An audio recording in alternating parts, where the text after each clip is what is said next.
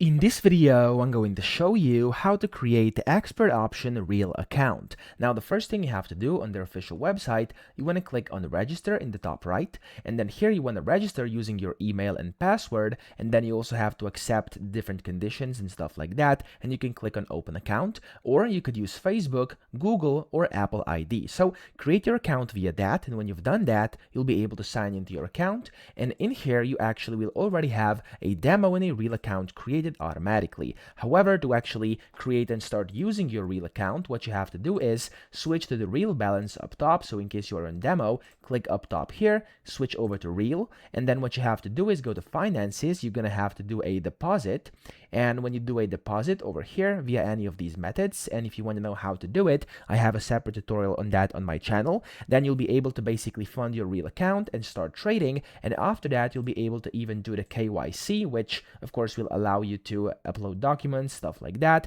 And then of course after that, your real account is going to be fully functional and open, and you'll be able to go ahead and start trading using real funds. So that's how you do it. I hope this video helped you out. If it did, please subscribe to the channel and help me out as well.